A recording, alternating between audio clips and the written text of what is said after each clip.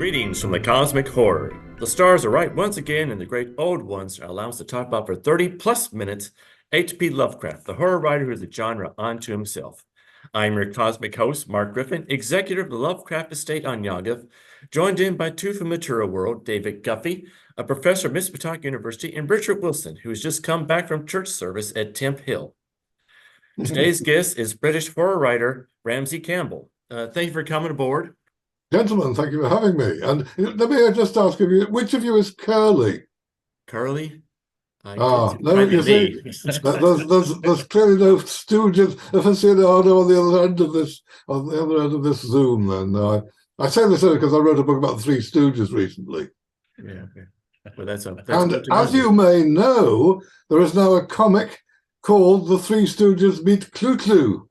Oh, wow. Yes, I've heard about that. Oh, wow. Well, there you go. That's the basis of my reference. Yes, and so we'll come full swing back to that again. Okay. Cosmic horror. Yes, because everybody needs. Jumping the subject a little bit, my cousin got a hold of some bootleg Three Stooges beer. And it was not licensed or anything, so it was illegal to sell, but he kept a hold of it and he hopes it someday make a collector's item. Right, okay. Yeah. All righty. Ramsey Campbell, you started reading at the age of 2, didn't you? I did indeed. Even Wilbur Whateley had nothing on me for precociousness. So yeah, I was reading Rupert Bear, in fact, when I was 2 years old. I mean, who was later filmed by Paul McCartney. So he travelled a little bit, I think, across the ocean. But it was a kid's a reasonably sophisticated children's comic, or not quite a comic, because while you had panels, illustrated panels, there were no speech balloons. It was all text beneath the image, if you see what I mean. And you got a couplet for the less literate, and you got a paragraph of prose for the more literate. I was able to do them both. So that was the start of my career, I suppose.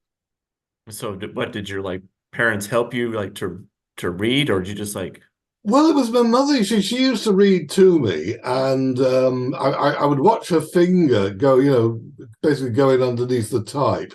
And one day, I mean, I used to be able to remember this when I was like 5, 6 years old. I could remember. Now I only remember remembering it, if you see what I mean. But there was this kind of moment of epiphany when I thought, yes, I can see, not in so many words, but that moment where I realized, yes, that what she's indicated with her finger, that's what she's saying as well, and I see how the two fit together. And so I started reading along with her, which impressed her quite a bit. So she stopped, and I then carried on reading the stuff she hadn't yet read, and she was so impressed with this.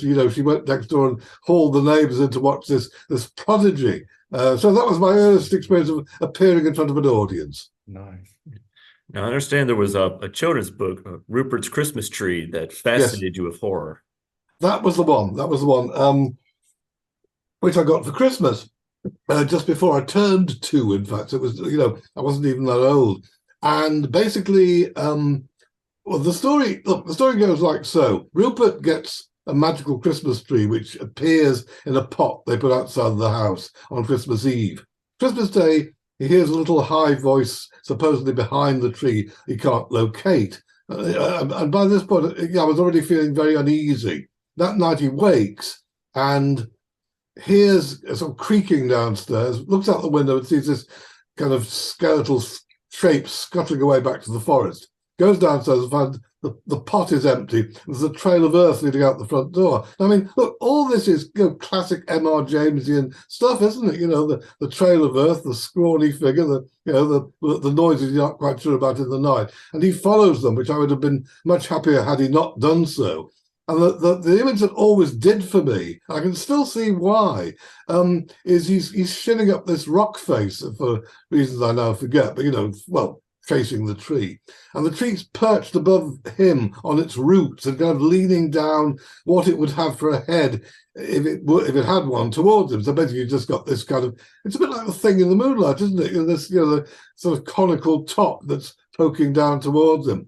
And I remember that for nights after, as I lay in bed uneasily trying to find some sleep. And so that was my first experience of supernatural dread. And it just warped you ever since?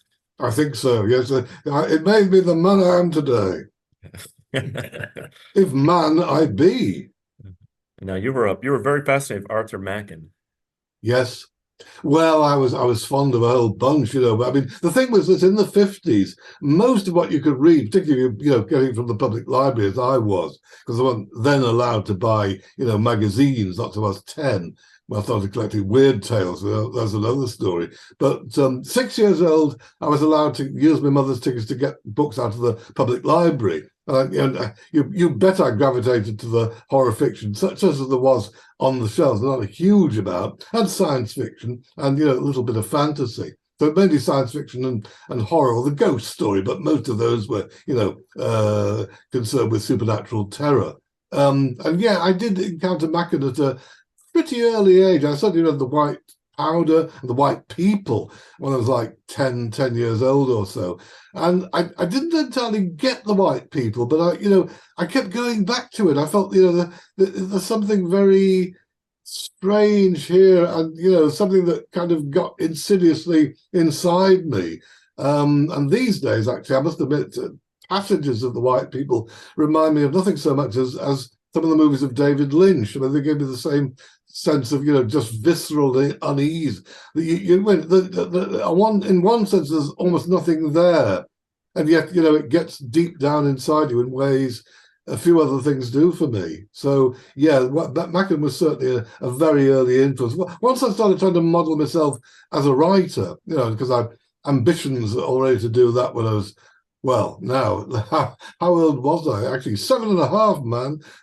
Black Fingers from Space was my first magnum opus. It would have been if I'd ever finished it, but I only did about 20 pages of a novel. But the thing was this, you see, going back to this precociousness, 6 years old, I'm reading anthologies of supernatural fiction, and I'm reading Edith Wharton, she of, The Age of Innocence, although this was a ghost story called Afterward, but it's still in that very kind of elaborate prose that she went in for. But believe me, I got it, and I was very frightened by it. But the thing is this, reading, I was way, I don't know what reading age you would need to be to read Edith Wharton, but I think we're going to add 10 years on, something like that, I reckon. But on the other hand, when I started writing a year and a half later, I still wrote like a 7.5-year-old. So it's writing that's unmerciful in, betraying your maturity or the absence thereof. And believe me, you'll see plenty of absence if you ever get a chance to read that.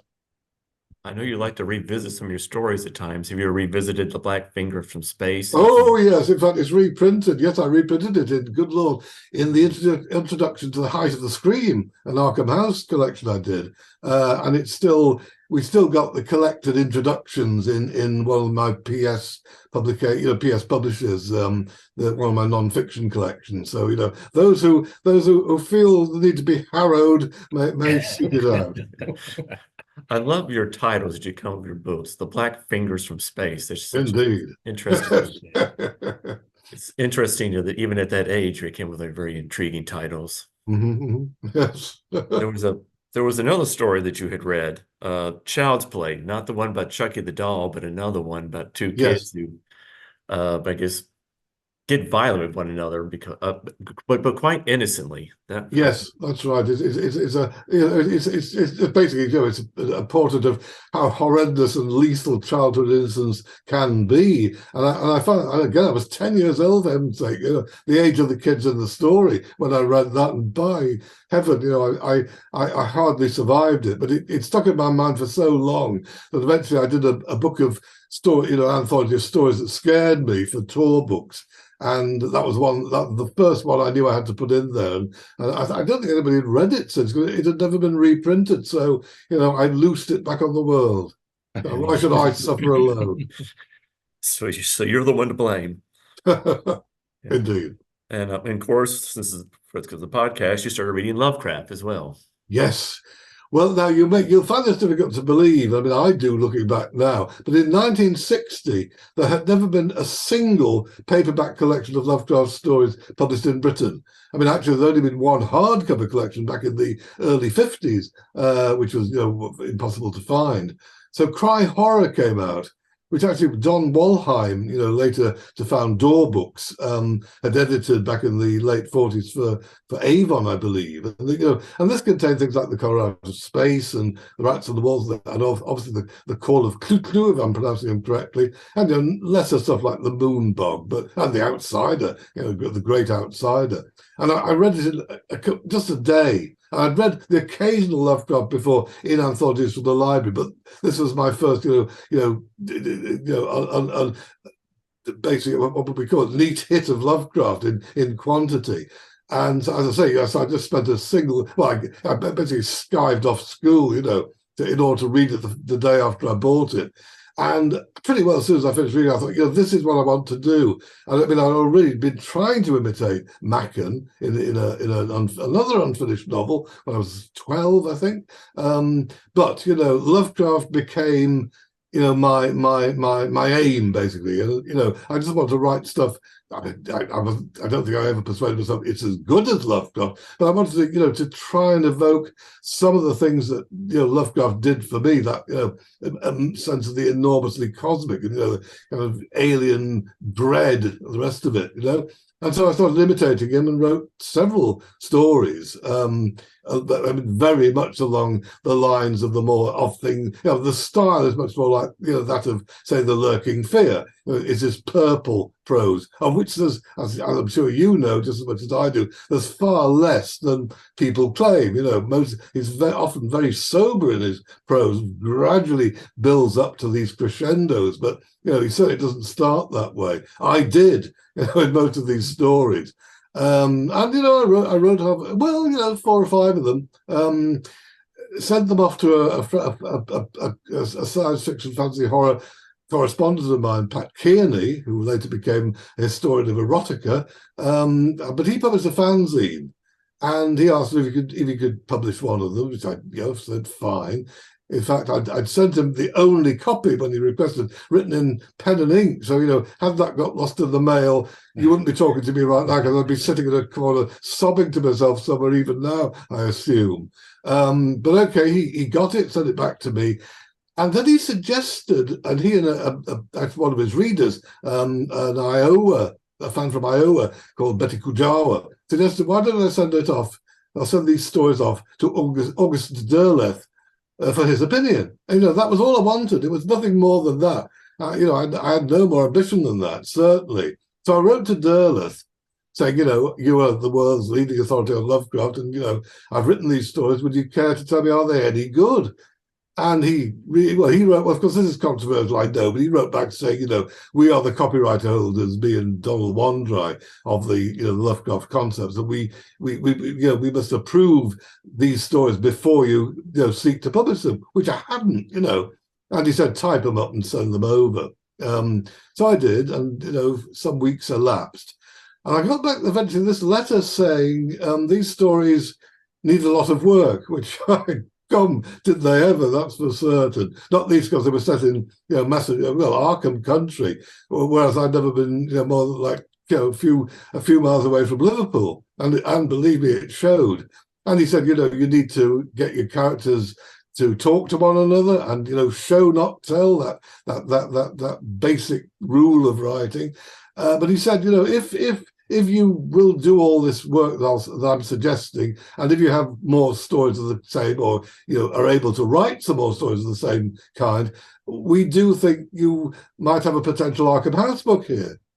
I mean, I've not yet turned 15. I mean, that's pretty strong stuff, you might think, And so, yeah, well, having picked myself up and first of all recovered from the suggestion that there was anything at all wrong with the stories, and then from the suggestion that he might publish them, I went ahead, did it, and in 62 we published my first story, in 64 the first book, and on I go from there.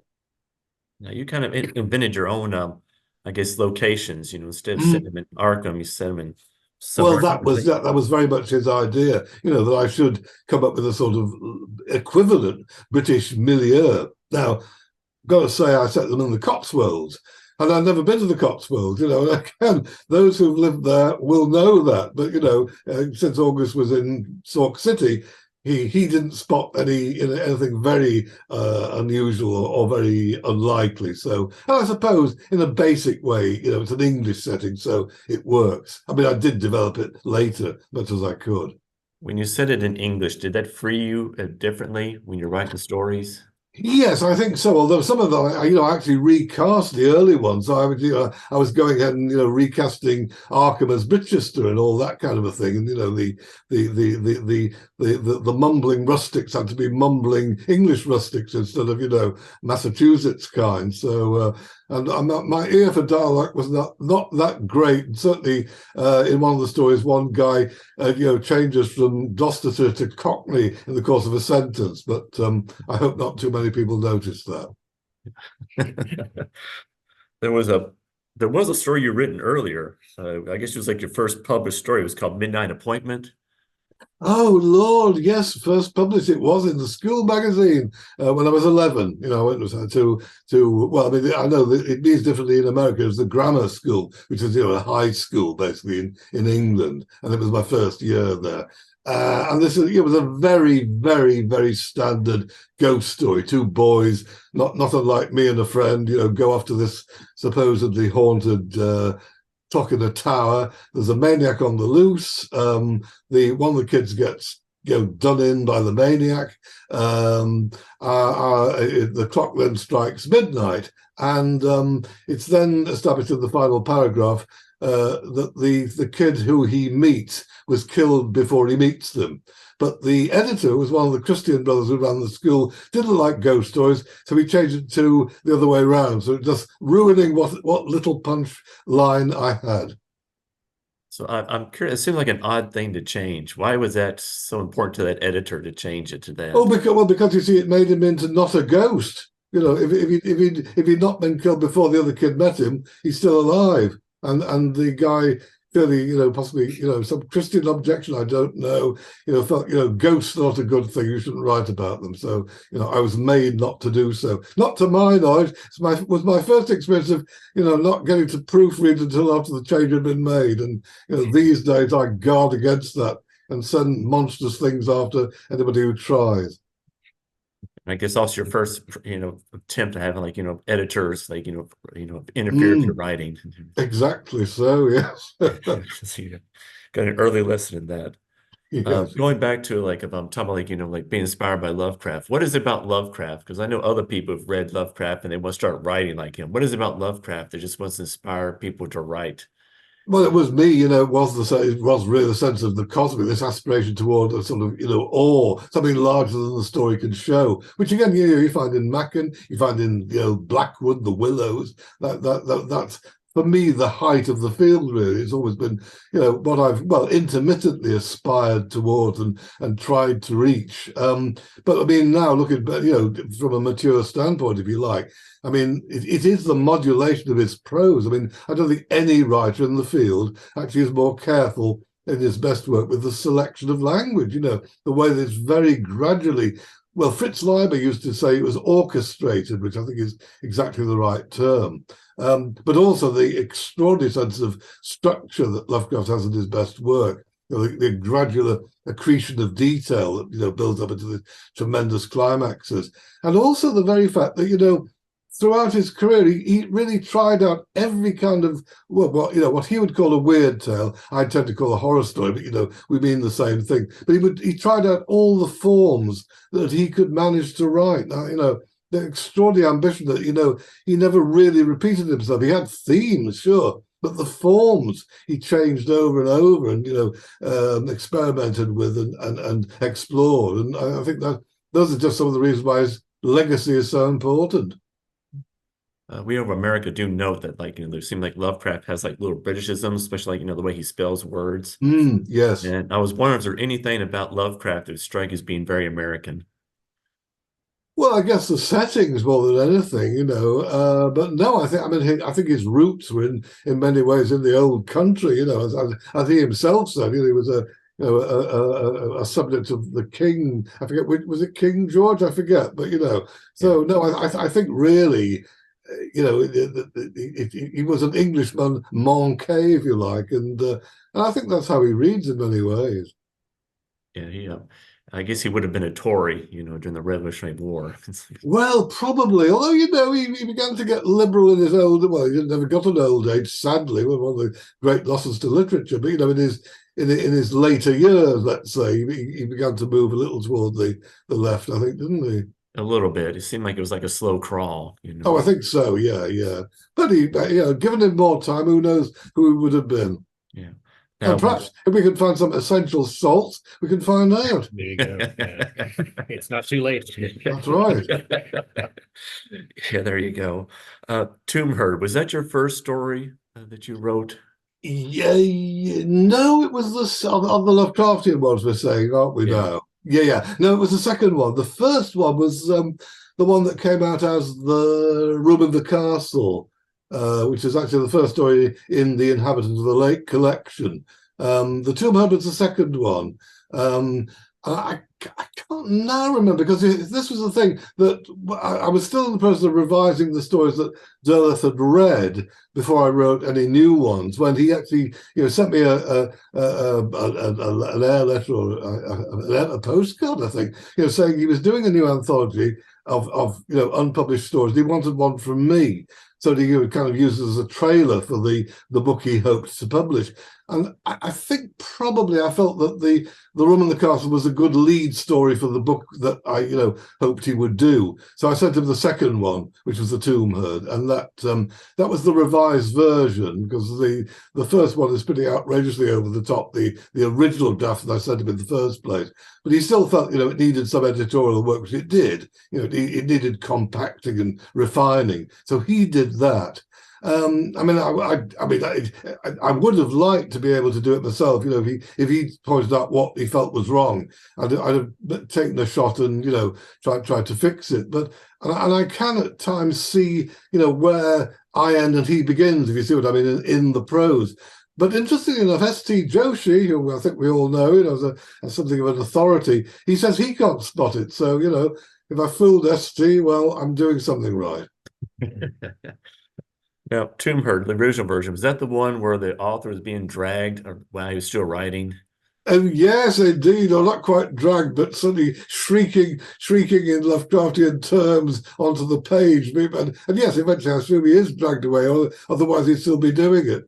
Yeah, I always thought that was I always thought it was interesting. Sometimes they do that in stories where it's like, the writer is still writing by Oh yes. nullified. Well, yeah. But you see, interesting, the yellow wallpaper, you find that there, don't you? And yet it's regarded, as I think it is, as a major classic of its kind. So I think there is this the unreliable narrator, is a generally accepted notion by now. But I also think horror fiction comes up with two more.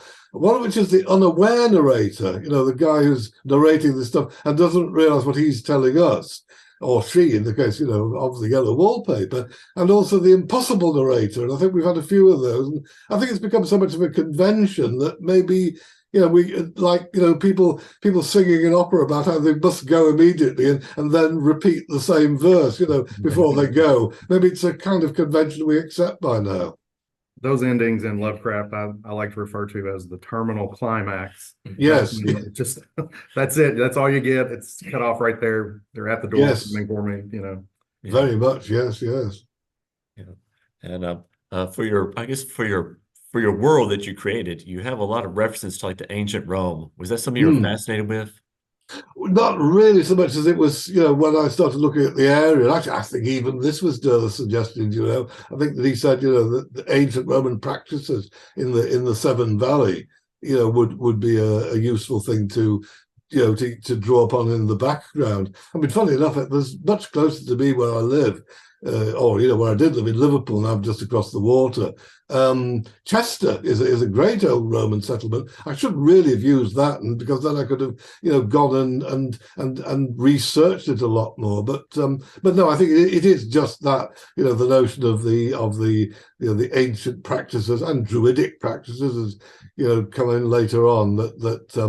Well, basically, it's a great background to have for a supernatural tale. It works well in your stories. Oh, thank you. The Severn Valley, was there something about it that just interests you to like use this for your settings, or is it just convenient?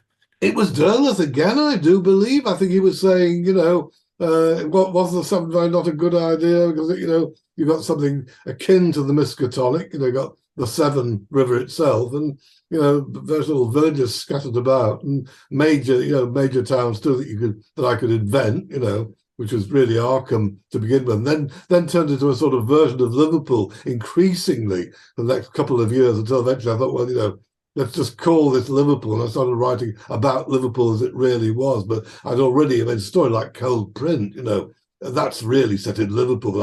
I just called it Brichester because I hadn't quite, freed myself from that. Was there a change in your writing style when you decided just to call it Liverpool? It wasn't quite then. It was a bit earlier than that. In fact, it was very significant that I just finished writing the final story of the inhabitants of the lake, which is a story called The Moon Lens. And I sort of had that real sense of finality. This book is done. Where do I go now? And at that point, I really wasn't sure. Now, simultaneously, virtually, just before I turned 17 years old, I found on a station bookstore a copy of Lolita. Now, in those days, 62, or probably just the beginning of 63, this was still a kind of, not quite a forbidden book, because obviously it was there, you buy it, but it had been a forbidden book and a sort of naughty book till very recently. And in all conscience, that's why I bought it, as an adolescent. That was the basic reason. Although also, it did have a quote from Graham Greene on the back, and he was already a favourite author of mine and still is. So anyway, I started reading Lolita.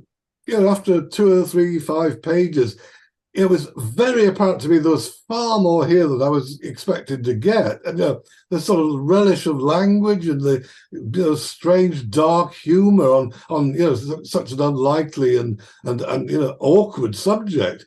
It just became apparent to me that this was something very major. And by the time I finished it, it was just a revelation. What you could do with language, what you could do with narrative.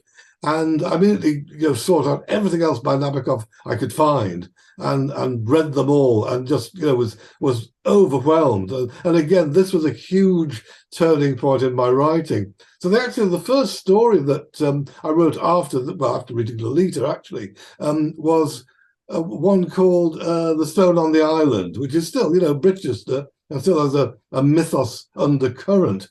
But the style has been liberated. It's going somewhere else already. There's already a sort of linguistic play going on in that story, a narrative play that I hadn't gone into before.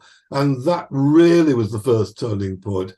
But that's the first story. That was written in the very beginning of 63, January 63. 2 years later, yeah, 65. The Cellars was my first Liverpool story.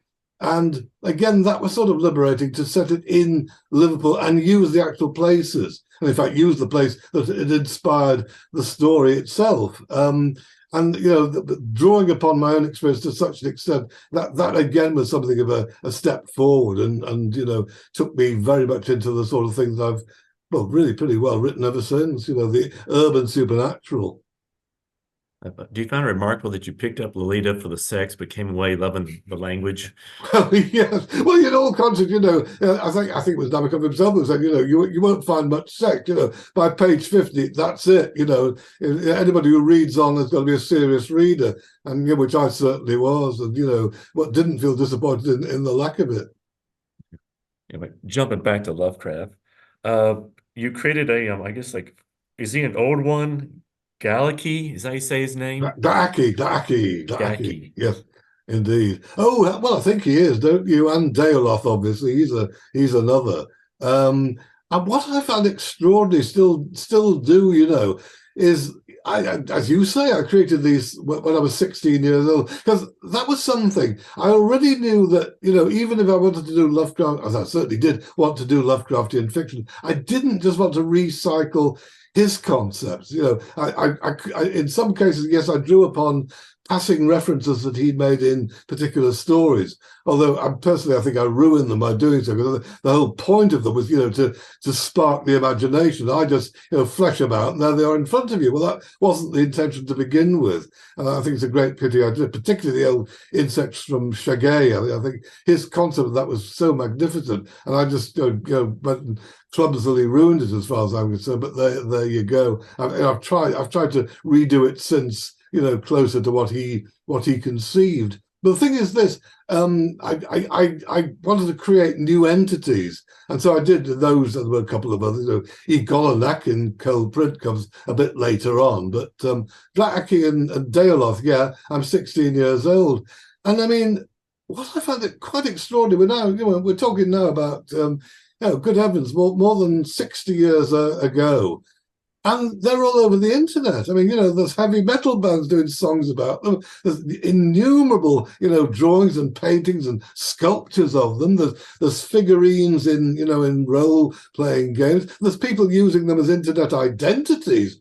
And they've taken on this life of their own. They're out there, and I can't control them. And so they're any day now, they will take over the world. What I thought I'd only imagined will become our reality. So there you are, folks. It's too late now. I did what I did, but I've warned you. He unleashed a horrible evil. Yeah. That's I was right. going to make reference to all the bands that basically kind of be inspired by it. That's a whole yeah. metal is its own genre now. Yeah. That's right. Yeah. I think one of my favorites was Twin Obscenity. I think that. Oh, yes. Yes. Yes, indeed. So have you ever felt like the urge to write to him? So it's like, I'm sorry, using this without copyright, for permission to me or anything like that? Oh, no. I mean, the role-playing game guys do pay royalties, so that's good. So, but if people just want to mention them in a story, good God, no. Lovecraft wanted people to do that, so do I. Okay, good. Going back a little bit to August Derleth, he gets kind of like a mixed reception with people today. They're considered he helped champion Lovecraft, or helped to kind of muddle his name, or kind of. And so, what are your views on August Derleth? Well, I think it was hugely helpful to me. I'm enormously grateful to him. And he was also kind of a father figure, a substitute father figure, since mine was not apparent actually in various different ways. But also, yes, I think Arkham House was crucial to the keeping Lovecraft in the public gaze, basically. Now, I do think that his collaborations, so-called, with Lovecraft were less of a good idea. Certainly there's the whole kind of codification of the mythos, which again was exactly what Lovecraft wouldn't really have wanted. Although to be fair, Lovecraft did codify to an extent at the Mountains of Madness, but he didn't take it obviously in the sort of terms of good versus evil, which is what Derleth did, and which I think is completely counter to Lovecraft's concept. So that was unfortunate, and I tried to avoid that in my early stuff, and I certainly have avoided it since. In mythos stuff that I've done more recently. But on balance, I think Derleth has to be thanked for a considerable amount. And there is one other thing I should have said perhaps a little bit earlier on. I know it's a terrible cliche, but occasionally cliches are cliches because they tell the truth. And I think my career got going because I was in exactly the right place at the right time. And the thing was this: I didn't realize until that Derleth and I corresponded for years until his death. And in fact, you probably know that our correspondence has been collected into a volume, but from PS Publishing. But the thing was this: it was only a little bit after I think probably when he published my first story, that he admitted that he felt he was written out in terms of the Lovecraftian. And that, to some extent, he'd written these stories in order to keep Lovecraft's name, alive. And that, of course, here I come along, a guy who's, imitating Lovecraft and, seems to some extent to be able to do it and will do better given editorial help. And so, of course, he must have seen me as, the person to whom to pass this particular torch. And so I was then, helping to keep Lovecraft in the public eye. And I'm sure that must have been part of the reason why he decided he wanted to publish my book. And fine, that's what happened. Was the Dayloth entity a nod to August Derleth phonetically, or was I reading too much into that? No, that's a strange one. No, other people have asked, but not consciously. But who knows really? I mean, because I really, the more I write, the more convinced I am that my subconscious knows what it's doing, even if I often don't. While I think I'm just telling this story, it's up to other tricks, which I only become apparent to me after I've finished writing, and maybe I'm proofreading. Maybe I see the book in print, and so I think, "Good God!" So that's what I did, and I didn't realize. So you may very well be right about old Deoloth, yeah. Now, y'all never met in person, did y'all? No, sadly, no. He died years before I went to first time I went to America, which was in '75. Now, I mean, I did go to Sauk City, and I did meet April Derleth, and the infamous Forrest Hartman, who was the attorney who did so much to undermine Arkham House for a while. Who seemed a very genial, amenable chap, but presumably that's how he got into Arkham House in the first place. But Arkham, it was great to see Sauk City, walk around, Derleth territory. Although I have to say, I chickened out of walking across the Trestle Bridge that he was very fond of, because I see too many gaps between the threads, so I just stayed off that. Yeah, I'm with you there. Mm-hmm. So y'all never talked on the phone, did you? No, not even that. Just corresponded. So you never heard his voice or anything. No, well, I mean, I did in terms of his recordings that he made. He sent me a couple of those reading poetry, but never directly to me. No. Do you still have those recordings? They were vinyl. I probably do still have them somewhere, though. Whether I've got the equipment to play them on, I probably do actually. Yeah, I must seek them out. So was this be like a record or like a wax cylinder or something? Oh no, I think it was an actual record, all right. Yeah, I think they've been transferred by now, though, to CDs, if I'm not mistaken. So you probably can catch them up. Yeah, that's interesting.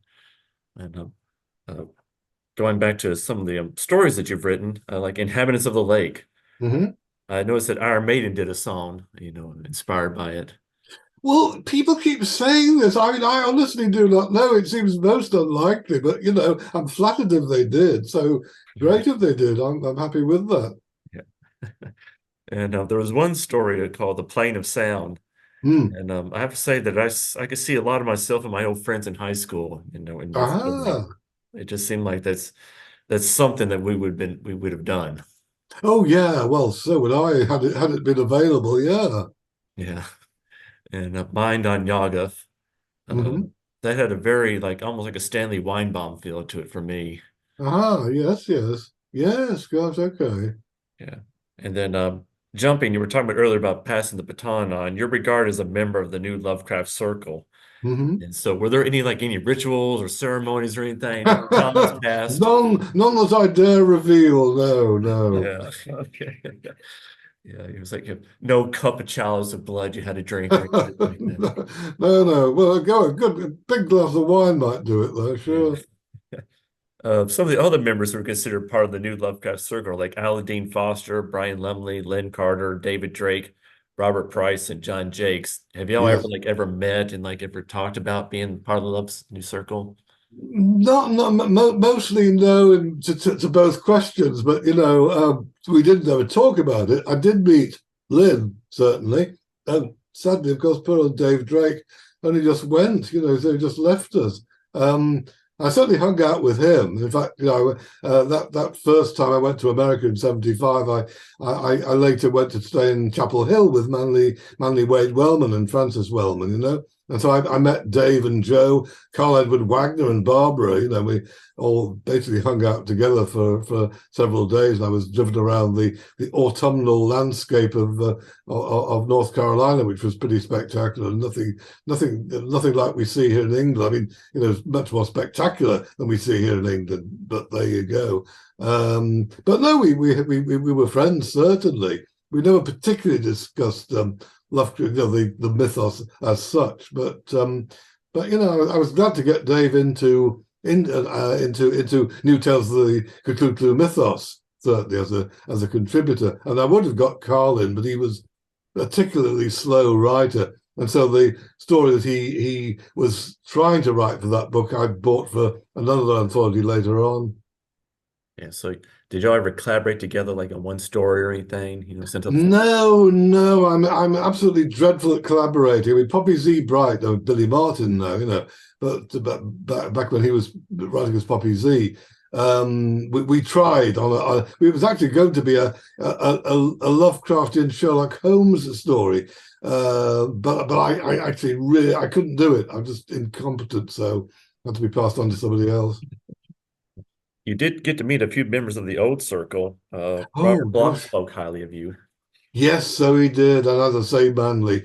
Frank Belknap Long we met, Joseph Payne Brennan, Hugh Cave. I think it's mainly me and Steve Jones who still are still here to be able to reminisce about meeting them all. I know, just incidentally, for you guys, anybody else who may be interested, one of the panels at the first World Fantasy Convention, which is, as I remember it, Bob Bloch, Fitz Leiber, where he met, and it was a tremendous chap. Joseph Payne Brennan, Frank Long, and I think one other, hosted by Gahan Wilson. That panel is online. The audio recording is online, and you can find that, and it's well worth a listen. Find that one. I did find J. Vernon Shea mentioned you in his essay. Ah. Did you know him at all? We met again at one of the early World Fantasy Conventions. Yeah. He was again, very slightly not sly at all, a slightly shy chap. And let me get that absolutely right. A bit introverted, but hell, aren't most of us, particularly in this area. But no, I was very glad to meet him, and again, he was very genial to me. So yeah, but no, what did he say? What did he say? It was at the 5th World Fantasy Convention in Providence in Ah, 1929. that's where we met. He heard you speak on the British fantasy scene, and he says, Uh-huh. I always enjoyed hearing Ramsey Campbell speak, for he is a Lilliputian like the Beatles and is usually quite humorous. Well, yes, you could say that. Well, I'm no tourist for such. You're perfectly true. Well, good. Well, thank you, Jay Vernon. Thank you.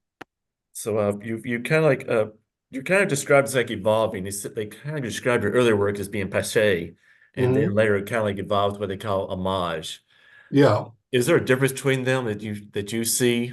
They would. Well, I suppose I think that very first book is very much, trying to be Lovecraft. Although even that, it begins to move away gradually, even before I, encounter Nabokov. It's not a particularly good story, certainly, but there is one story in The Inhabitant called The Will of Stanley Brooke. And I deliberately attempted, just as an experiment, to see what would happen if I wrote it in a completely flat, unevocative style and applied that to a Lovecraftian theme. And so I was already, trying stuff out. Just as I say, just as Lovecraft himself did. Well, again, so I suppose that really means I was still imitating Lovecraft. So just kidding myself that I wasn't. So there you are. I've just contradicted myself before your eyes. But the later ones, what I'm mainly trying to do in the later stuff, particularly the trilogy I did recently, is I wanted to see if I could take those concepts, these entities that I invented when I was in my mid-teens, and try and do them more justice. Try and convey a little bit more of the cosmic that I was trying to convey back then, with whatever abilities I've developed since. And I do think the trilogy, I'm fond of the trilogy. I do think that kind of works, on a sort of human level as well as an inhuman level, if you like. And it's weird because I remember Gahan Wilson, I'm coming back to Gahan again, writing in F&SF way back in the 70s, I think.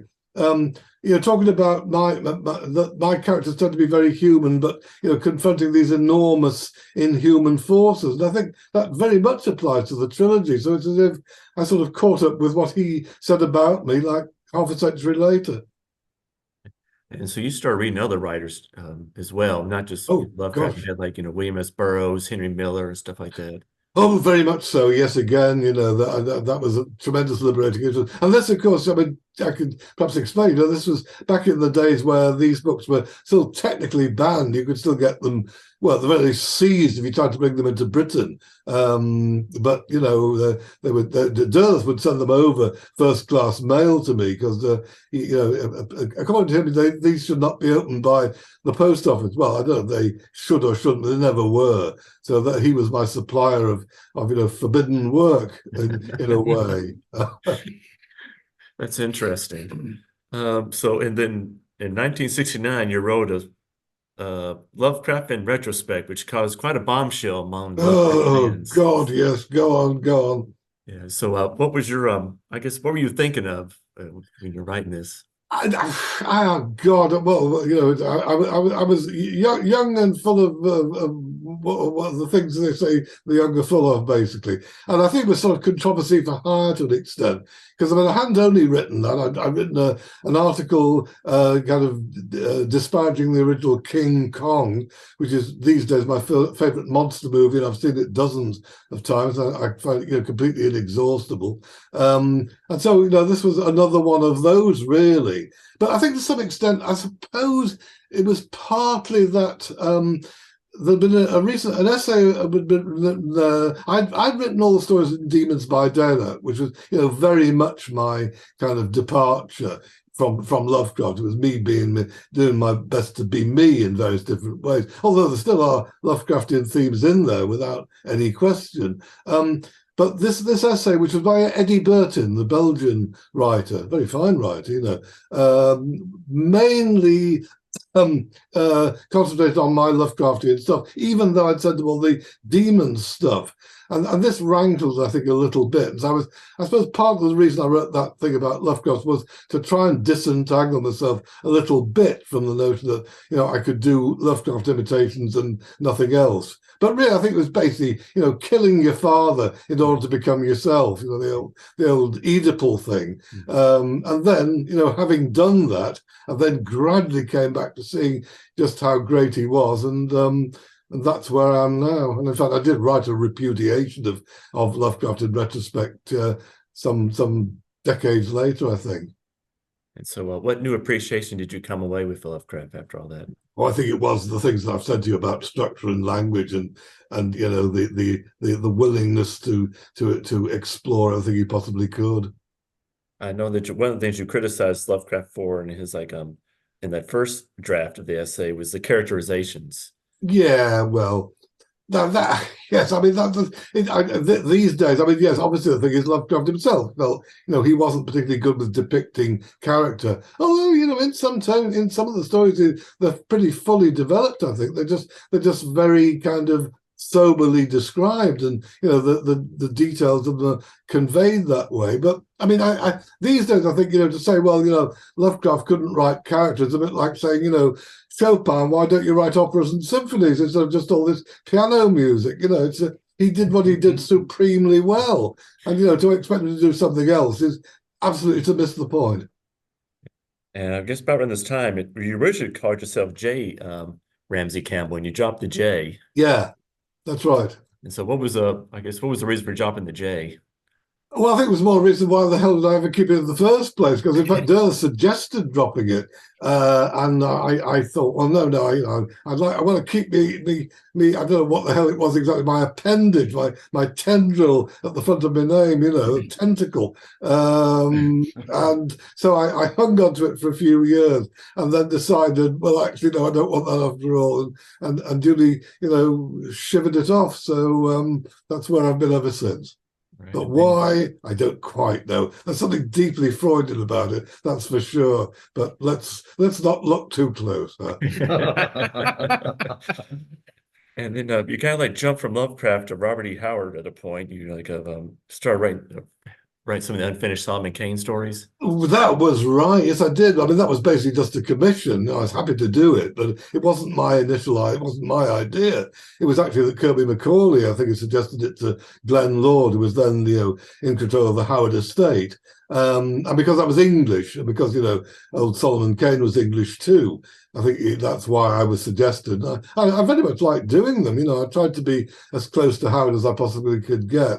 And much later on, decades later, you know, when the film of Solomon Kane was made, that was why I was commissioned to do the movie tie-in novel, and I like doing that. And what I tried to do there was to put in scenes that the director had wanted to film from his script, but you know they hadn't had the time or the budget. So I thought, you know, the novel could incorporate them, and it duly did. Speaking of novelizations, you did a few for I guess for the Universal Monsters. Three of them, yeah. I mean, The Bride of Frankenstein, Dracula's Daughter, and The Wolfman. Again, you know, I tried to stay as close as possible to the original films. I was also given the original scripts, so I tried wherever possible, you know, to use the dialogue as it was in the film rather than invent my own. Because that was basically what I felt I should do. The principle really was, you know, I don't see any reason why a book based on a film script shouldn't be done with as much care as a film based on that script. And so that's really what I tried to do. The one thing I did do, which I think of the three, probably my favorite is The Wolfman. I was interested that, you know, in each one I managed to find a kind of a personal theme that runs through the whole three of them, which is basically people trying to go home to find their way home. And that's actually central to all three stories in a way.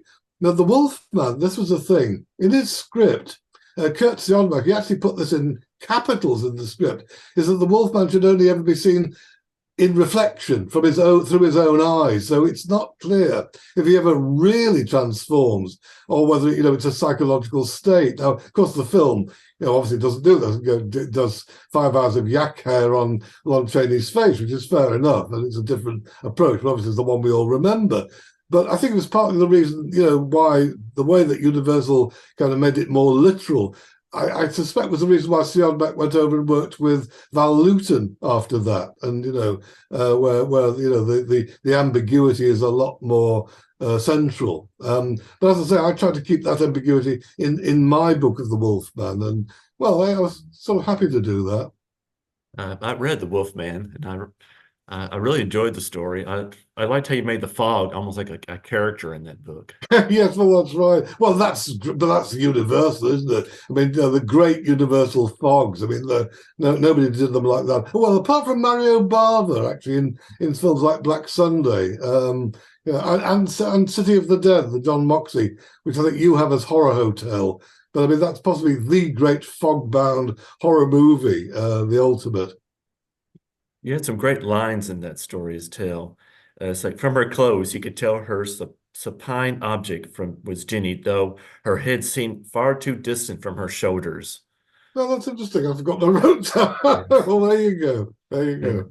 And the grave digger screamed like an animal for as long as he had a throat. Yes. Well, that's a Campbellism for sure. Yeah. So were those scenes like in the script, or did you like add them? No, the scene's kind of in the script. The gravedigger is certainly made off with, but off screen, yeah, because you know it's an early 40s Universal movie. So yeah, I did make it a little bit more graphic, but I hope not that much. Not so much that it kind of ruins the spirit of the original. Now, did you get an opportunity to watch the movies again? Yes, I did. Yes, I did. Although this was way before home video, so I actually had to be taken off to London to a viewing theatre, and they showed me each one of those three movies. And in fact, I'd never seen. I think it was Dracula's Daughter. I'd never seen before. And in fact, in all three cases, I was sort of looking at the screen, as it were, not with one eye, you can't quite do that, but I was sort of scribbling on the script with the light from the screen throughout, to try and make notes and make myself remember things, because otherwise I might not have, because I wouldn't, these days, obviously, as with the Solomon Kane novel, I'd have a disc of it, and, I could pause it, to my heart's content and examine everything I wanted to do within the image, but not back then. I just had to remember and make notes. Did you ever feel like an urge, like Peter David did with the Return of Swamp Thing, to kind of rewrite certain parts? And not really. No, I just tried to put in as much as I possibly could. I mean, the one thing I left out with The Bride of Frankenstein, because I think it was never filmed, there's a minor character who murders his parents in order to pin the blame on the monster and, pinch their money. But I thought that was, and presumably the filmmakers thought, well, that's too distracting from the main narrative. And so I left it out on the same basis. On the other hand, in The Wolfman, they filmed the scene with Larry and the bear, the fight with the bear, and then cut it out. There are still stills of it. But I thought that was sufficiently important psychologically, since it was in the script, to put that into the novel. And so I did. And I was curious about one of the names for the Carl Dreadstone. Do you know where that name came from for the house author? I can tell you exactly because it was my idea. Yeah. And see, the thing was this: Piers Dudgeon, who was my editor there at Star Books, which is the paperback publishers, of whom incidentally Manly Wade Wellman, who also did some books with Piers, so that if his name had been Dudgeon, he would have called his house High Dudgeon. But there you are. That's a parenthesis. I went out for what was then pretty common, a publisher's lunch, which tends to be more drinking than eating, but certainly quite a bit of both. And we kind of bowled over, what house name should we have? Because originally Piers wanted me to do all 6 novels in that series, but since there were 2 werewolf novels, I felt one was enough, and also the Black Lagoon, I can't swim, so I didn't feel competent to do an underwater kind of a novel. So I actually suggested Carl Thunstone, but of course I was then pinching the name from Manly Wellman's character, John Thunstone, and I asked Manly, would he mind? And he said, well, he didn't really mind, but he thought people might think he'd written the books. So we decided, okay, we'll go for something else, and Dreadstone was the solution. So blame me. Blame you. Yeah, it was a great name. Yes. Thank you. And 3 of her novels have been adapted into film. Yeah. Spain. Mm-hmm. How did that happen? Well, they just approached my agent, and the Spanish seemed to be into my stuff. Don't ask me why. I mean, Guillermo del Toro is a great fan, and he's bought the rights to one of the short stories for his Netflix series. So it seems to be something there in the blood. Yeah, I've managed to watch one of them, The Influence. Saw that on Netflix, and I was curious, what did you think about your adaptations? Were you pleased with them? Well, I mean, I like the film. I think it deviates from the novel quite a bit, but I suspect that the original script was probably closer to the novel, and then several other people came along and did, revisions by the look of the credits, and it began to move away from the original concept, or some of them anyway. I think in a way the closest is The Nameless, Los Sin Nombre, even though that throws out all the supernatural, which seems a radical decision. But what he said, Balaguero, the writer-director, he wanted to keep the dread that he felt in the novel, and I certainly think he's done that for sure. Okay, it is on Blu-ray now, incidentally. You can get it. I have to look for that one. It was harder to track down. Yeah. So, and you also not only had your films adapted, but you've also been reviewing films. Ramsey's Rambles. That's right. And so I take you're a big film buff then. Oh, hugely. Yes, I've loved the cinema ever since, I was able to go. And also, there was a particular turning point there, actually, because in Britain, up until, well, certainly when I was into my teens, almost all horror movies got an X certificate, which meant you got to be, or at least appear to be, 16 years old or more, to go in to see them. And I mean, everything, including, say, Plan 9 from Outer Space, that had an X, believe it or not, And so when I was able to bluff my way in, which was when I was 14, I was then able to watch all these movies that otherwise I'd only really read about in famous monsters of Filmland. And so this became, my project to collect every single horror movie I could go and see, and every cinema I could, because there were many of them, several dozen in Liverpool in those days, although they were already beginning to close down in the suburbs. But I went to them all, or nearly all, and spent years in the dark, basically, and just fell in love with the cinema. But horror movies to begin with, but then not much later, world cinema and Ingmar Bergman and Alain Resnais and various other things were coming up, to prominence right then. And I eventually became a film reviewer for the BBC locally. back in the late 60s. So I reviewed films for them for several decades. And then basically what happened was that Tim and Donna Lucas at Video Watchdog, what they were doing, they were reprinting Joe Dante's film reviews from Castle of Frankenstein as a column. And eventually they ran out of them, inevitably. And so they said, could they reprint my old film reviews? Well, I went and had a look, and they were the sort of thing that I told you about earlier, trashing King Kong. And so I thought, no, I really would rather these stayed buried. Once I'm dead, do what you like, but while I'm around to be embarrassed, no, maybe not. And so they then said, well, look, would you like to write new reviews of, Blu-ray? Well, it wasn't Blu-ray, DVDs in those days. And you can write pretty well anything you want to write about, as long as it has some faint connection with fantasy or the macabre. And so I duly did this column for several years, and as you say, we collected them as Ramsey's Rambles, which is the title of the column. And there's some horror movies in there, and fantasy and science fiction, but also quite a lot of other stuff too. And of course, as I said at the very outset, there's my book on the Three Stooges. So that was my more ambitious project recently. So what is it about the Three Stooges you love so much? Well, it was really that, I started watching them when they were shown on television back in the 80s. And I didn't find them particularly funny, but there was a sort of, I kept going back. There was something there that kept me watching. And eventually when Sony started bringing out chronologically all their short films, in box sets, I thought, well, do I want to see these again? Because by now television had stopped showing them. And I thought, so I began to buy them and watch them again. And things began to fall into place. And, I thought, there's more here than I thought. And, there's a lot of knockabout. But, there's a lot of verbal comedy. There's lots of almost surreal comedy. There's a hell of a lot of inventiveness.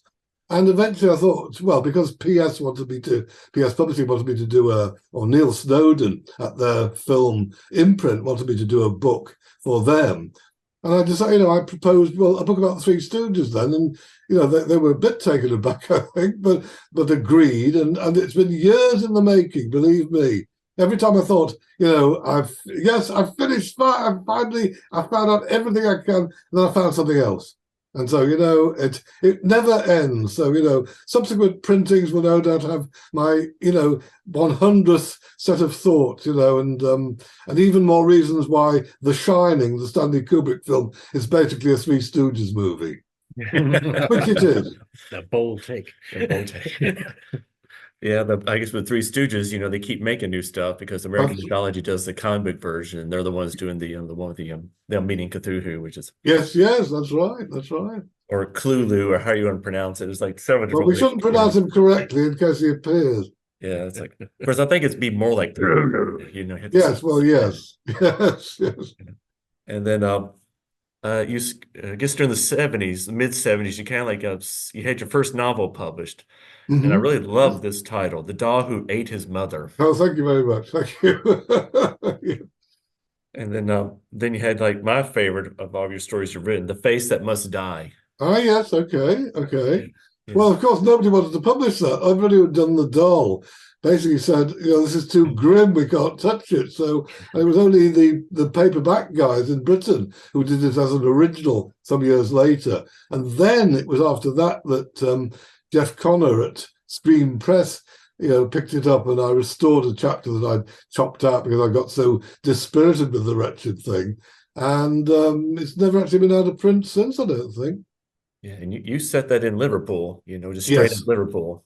Oh, very much so, as was The Doll, and very much. I mean, those settings are very much what was really there then, including that hideous, housing development outside Liverpool, the people have been to rehoused into. It was exactly like that. I don't think it's much better now, even though they changed the name, to protect it.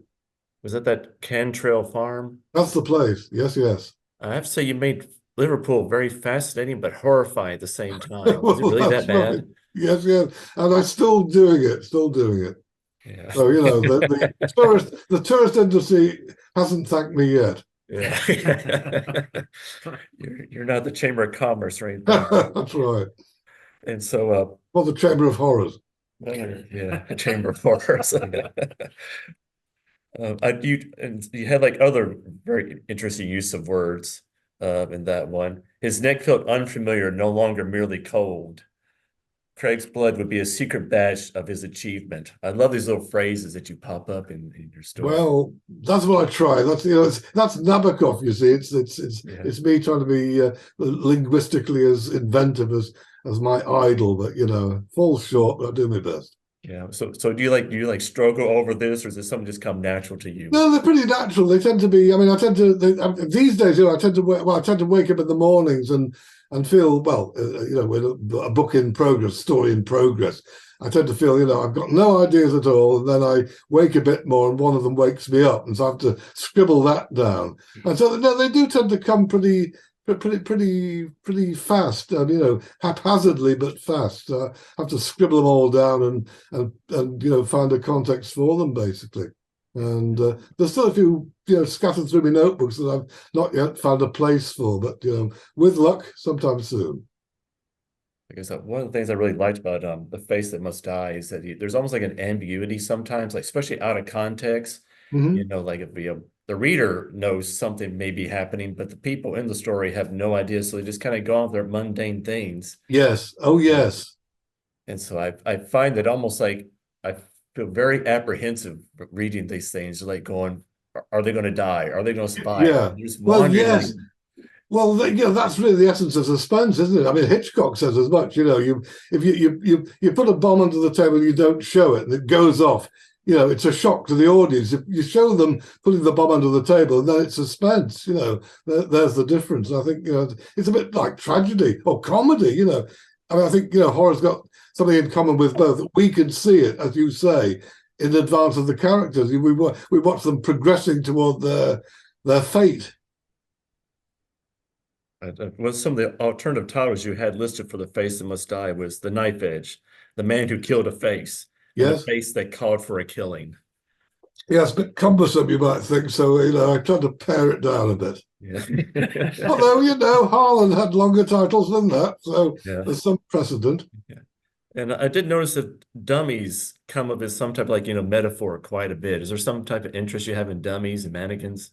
Not per se, but I think there's something about them, the thing that looks as if it's going to move but doesn't yet. That maybe that's part of it, I mean, it's almost a horror subgenre, don't you think? Particularly the waxworks, particularly are a staple. I think. I don't think I've ever written about them, although of course Lovecraft did. As I think about it, the horror in the museum.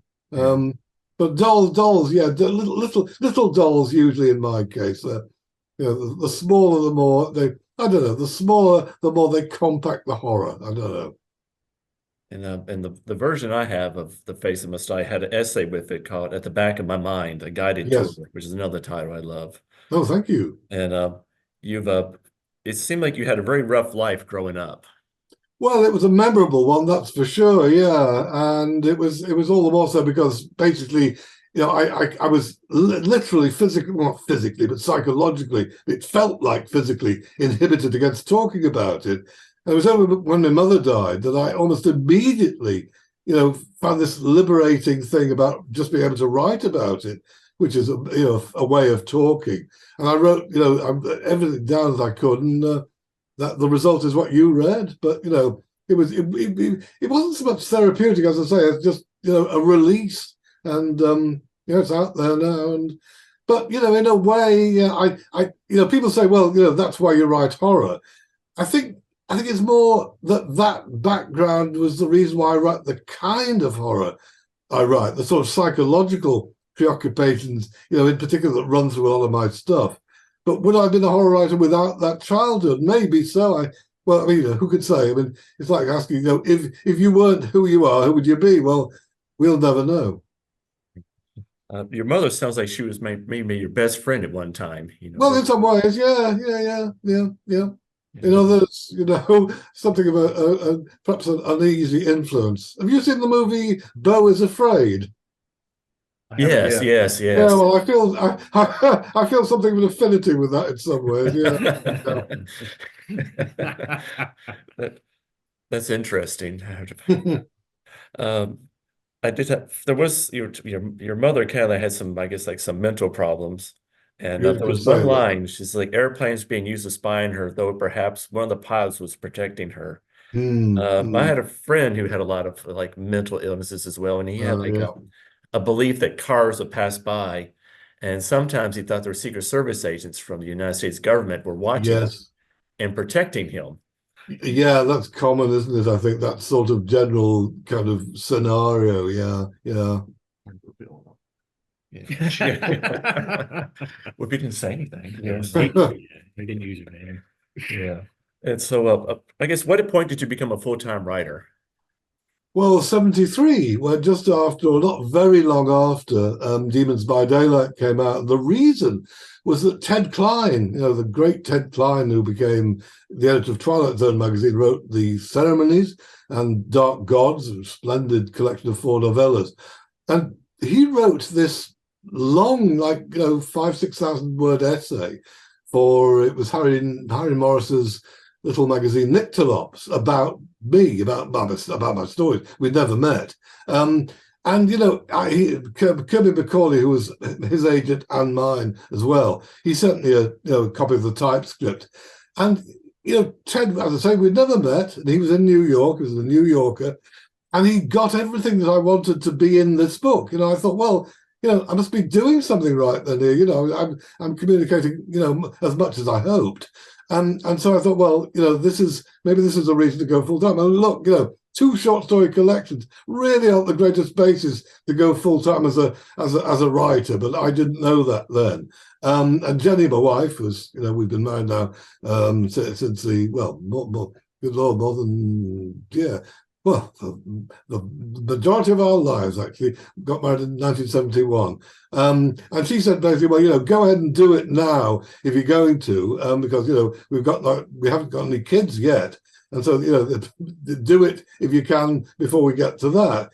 And in fact, she kept us basically for the next 5 years with her income as a teacher. And it was only really when I wrote and sold The Parasite, the 3rd novel, which did get a decent advance, that I began to make a living, and we were able to subsist on that. And from that point onward, yes, I did become successful financially, but without Jenny, I never would have. That's for sure. It's good to have those supports. You bet. And I guess at one point, were you a librarian?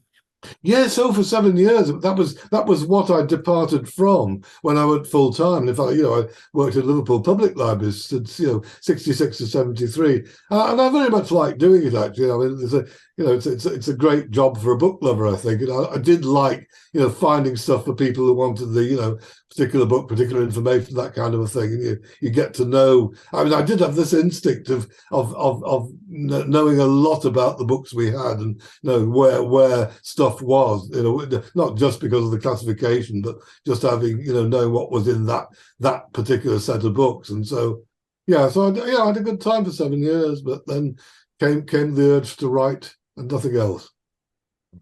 And get into your later work. I have a note, Hungry Moon. I've not seen one, but you've read that, haven't you? Yeah, I read that one. Yeah. I really, really enjoyed Hungry Moon. Oh, thank you. It hit a lot of the zeitgeist of a lot of what was going on at the time, with as far as like for that satanic panic of Christianity, as far particularly when everybody in the town, basically, since it's something that this preacher and his flock, don't understand, that it has to be the devil. So they add law as far as all their practices, and it almost like a critique of missionary work too, where they don't understand the culture they're coming into, and they're causing more damage by making them stop what they're doing than by, we're stop worshiping your gods and start worshiping ours. And then, well, that's not what we were doing, actually. Yes, exactly. That's right. Because the more overt, horror at the beginning of it is more that they're turning their townspeople against them than it is any kind of that, again, the supernatural entity. It's more that the people that they lived with or grew up with and all that type of thing now, since they're not part of the,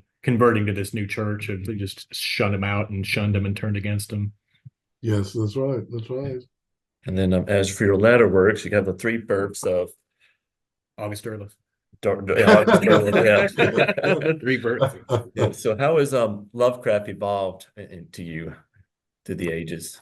Oh, what in my stuff, do you mean? Yeah, in your stuff.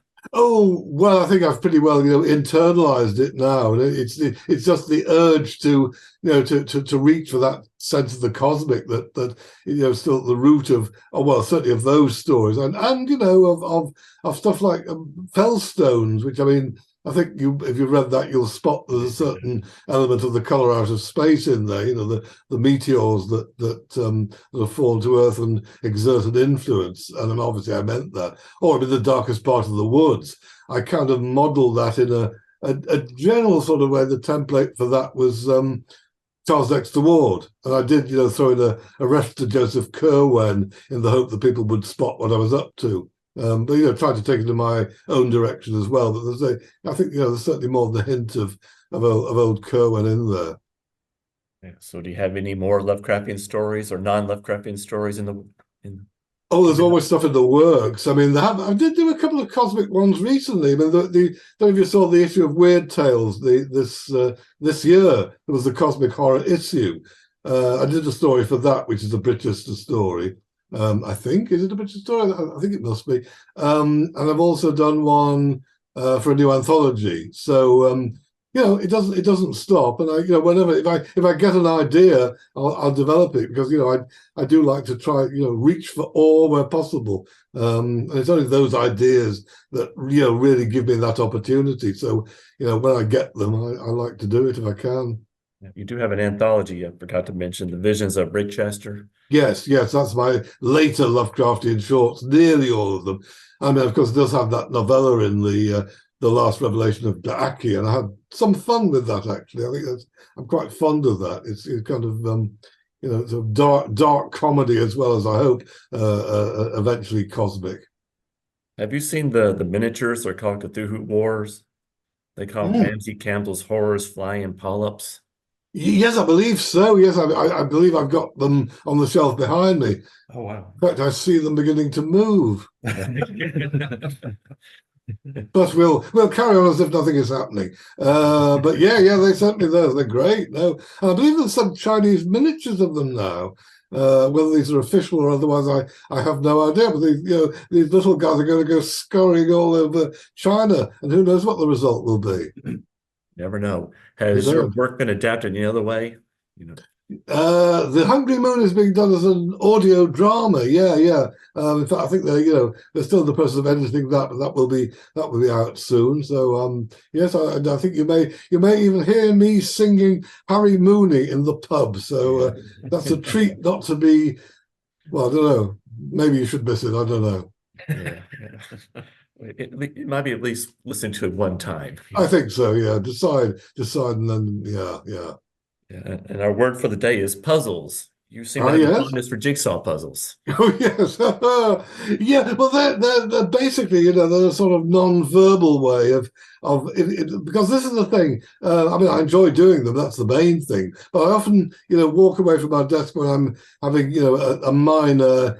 Certainly not a block. I wouldn't call it a block, but not quite sure where I'm going next. But it's a non-verbal way of occupying my mind a little bit while the subconscious kind of gets back into play. And pretty well always, a couple of minutes maybe at the jigsaw, and I'll realize what the next sentence ought to be, and so off I'll come back to my desk where I'm speaking to you now. But no, they're I've always liked them, and they're kind of a challenge that I like to do. Now, because I once read a story about a haunted jigsaw, so nothing is wasted as material. So I'm curious, after you're done, do you keep them intact or do you take them apart? I tend to take them apart and let somebody else have them. But I mean, there's a couple that I've kept and had mounted because they're like maps of the locality and were done as jigsaws, so they look kind of nice on the walls. So I've kept them. I got a hold of this one puzzle. It did not have a picture of what it looked like, and it was like a murder mystery. It gave you a story, and when you put it together, it's supposed to reveal who the murderer is. And really, I never could finish it. But if you had, it might have shown you in the picture with somebody creeping up behind you with a knife. You may have been wise to leave it. Yeah, that's true. That would have been an interesting little story idea. Yes. Yeah, I guess before we wrap up, you have any questions you want to ask him, Richard or David?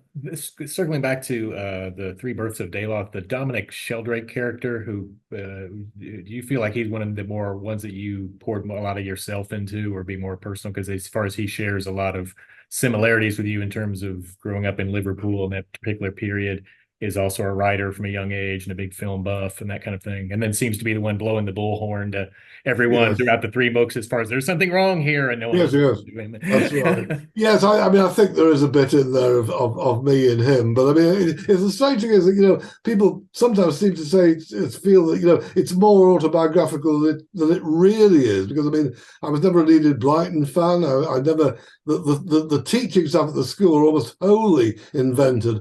Except for the drunken Latin marcher, I couldn't resist putting him in. He was real. The other guys are not, and in a generalized sort of a way, it kind of draws on my experience, I suppose. But what I've tried to do is find a correlative for that, which is relevant to the story. But yeah, I think you could reasonably say that it's a pretty personal book, sure. Okay. And I'm always interested in how folks feel about the since you have the perspective coming from the 50s and the 60s, where nobody could even find a Lovecraft a book. You know, it was hard to find. It was hard to find anything by him. And Yes. now it seems like Lovecraft, or at least Cthulhu, is everywhere. Yes. It's in the media, it's in cartoons, it's in the comic books. How does that feel? I mean, is it like, hey, I was cool before any of this happened, or you know? No, I think I'm pleased to see it, you know, and you know, he's taken over the world. Well, maybe the world will realize and embrace his truth. Yeah. I have a feeling it'd be like Alan Moore's Providence, you know, where like Yes. he comes, you know, and Yes. the world is not as bad as you think it's going to be. Yeah. Yes. Anyway, thank you, Mr. Campbell, for coming aboard. Thank you. Oh, gentlemen, thank you very much for having me. Yes, it was great. And I see, incidentally, that the ghostly library manifested itself behind you at some point in the proceedings. Yes, it is. Reality is forming back. Reality is forming back on us. Indeed so, yes. We've changed reality as we speak. Yes. David, Richard, and Mr. Campbell, I see the stars are no longer right. We must cease all discussion until they align again next month. 30 plus minutes of H.P. Lovecraft is sponsored by the campaign to rebuild the Roman structures at Servan Valley. This podcast is created in association of LovecraftPod.com and Logan Speculative Fiction Group with the help of the Logan County Public Library, the Great Old Ones. Special thanks to Katie Tysons for never being the plane of sound, and Joshua Dukes for being the random waller. Until we meet again, may you avoid Princess Cthulhu, who eagerly awaits her novelization.